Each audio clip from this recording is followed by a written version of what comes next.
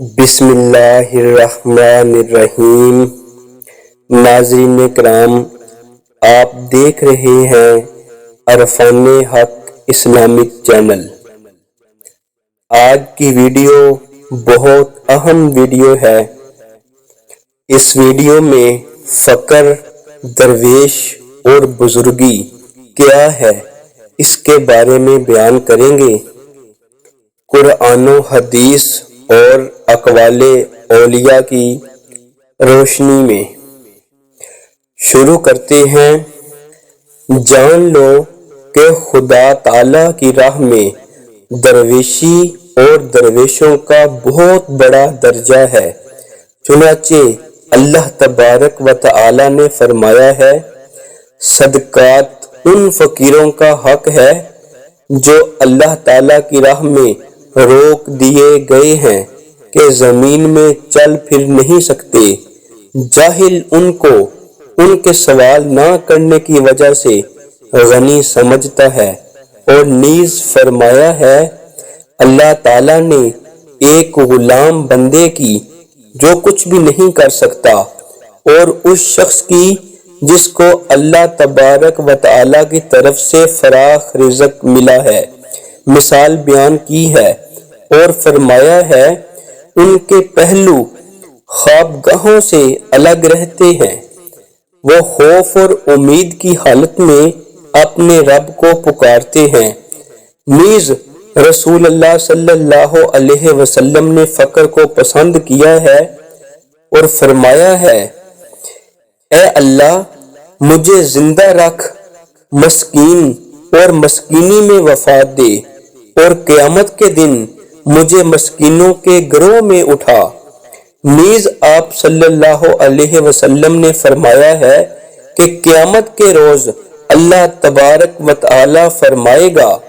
رسول اللہ صلی اللہ علیہ وسلم کے وقت میں کئی مہاجر فقیر تھے جو حق تعالی کی بندگی اور پیغمبر صلی اللہ علیہ وسلم کی صحبت اور مطابقت کی خاطر مسجد نبوی میں رہا کرتے تھے اور دنیا کے تمام اشغال اور بکھیڑوں کو چھوڑ کر اللہ تبارک و تعالیٰ کی عبادت میں مصروف رہتے تھے اور اپنی روزی کے بدلے میں اللہ تعالیٰ پر یقین اور بھروسہ کیے ہوئے تھے، یہاں تک کہ رسول اللہ صلی اللہ علیہ وسلم کو ان کی صحبت اور ان کا حق ادا کرنے کا حکم دیا گیا۔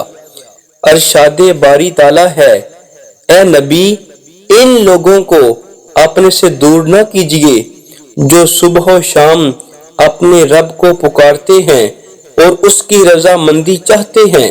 نیز ارشاد فرمایا، اے نبی آپ عبادت گزار فقراء سے آنکھیں نہ پھیریے۔ کیا آپ دنیاوی زندگی کی شان و شوکت چاہتے ہیں؟ یہاں تک کہ رسول اللہ صلی اللہ علیہ وسلم جہاں کہیں بھی ان میں سے کسی ایک کو دیکھ لیتے تو فرماتے، میرے ماں باپ ان لوگوں پر فدا ہوں جن کے لیے اللہ تبارک و تعالی نے مجھ پر عطاب فرمایا۔ پس اللہ تبارک و تعالی نے فقر کو بہت بڑا مرتبہ اور درجہ دیا ہے۔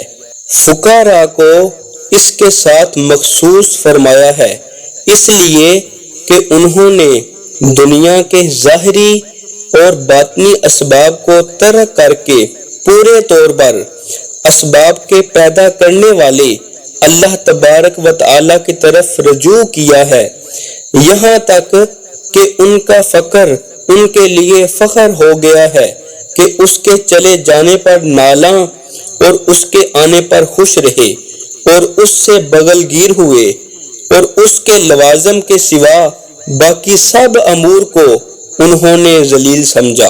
لیکن فقیر کی ایک رسم ہے اور ایک حقیقت، اور اس کی رسم ظاہری علامت مفلسی اور بے کسی ہے، اور حقیقت ذات حق کی طرف توجہ اور اس کی معرفت ہے۔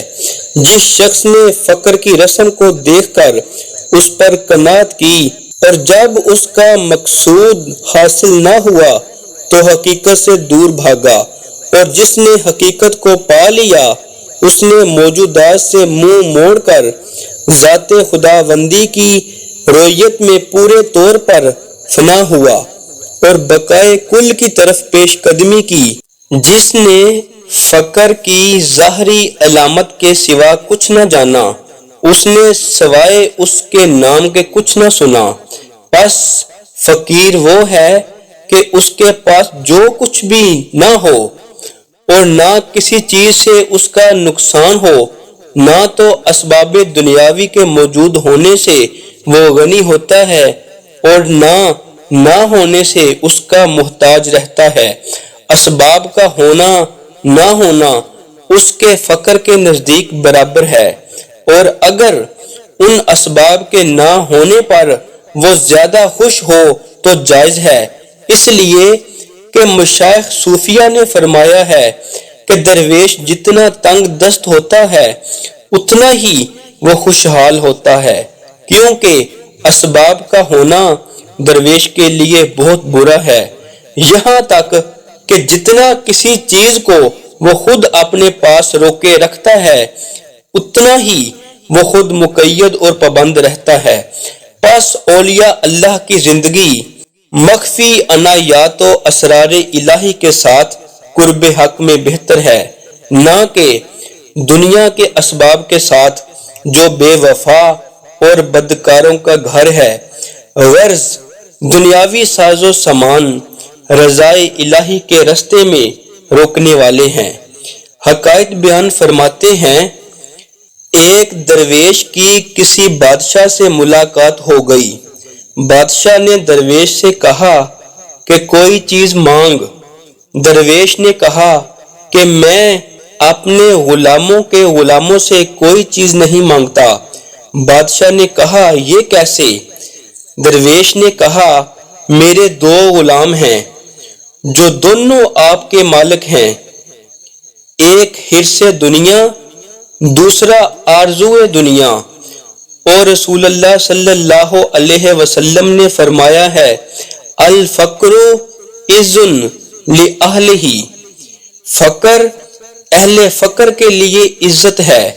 پس جو چیز ایک لائق شخص کے لیے عزت ہے وہ نالائق کے لیے ذلت ہوتی ہے، اور فقیر کی عزت یہ ہے کہ اس کے اعضاء لغزش سے اور اس کا حال خلل سے محفوظ ہو، نہ اس کا جسم معصیت اور لغزش سے آلودہ ہو اور نہ اس کی جان اور دل آفت رسیدہ ہو، اس لیے کہ اس کا ظاہر حال ظاہری نعمتوں میں مستغرق ہوتا ہے اور اس کا باطن باطنی روحانی نعمتوں کا منبع، یہاں تک کہ اس کا نفس روحانی اور دل ربانی ہو جاتا ہے اور کائنات کا اس کے ساتھ کوئی واسطہ اور انسان کو اس سے کوئی تعلق نہیں رہتا، اس لیے کہ وہ نہ خلقت سے تعلق اور لگاؤ کی وجہ سے فقیر ہوتا ہے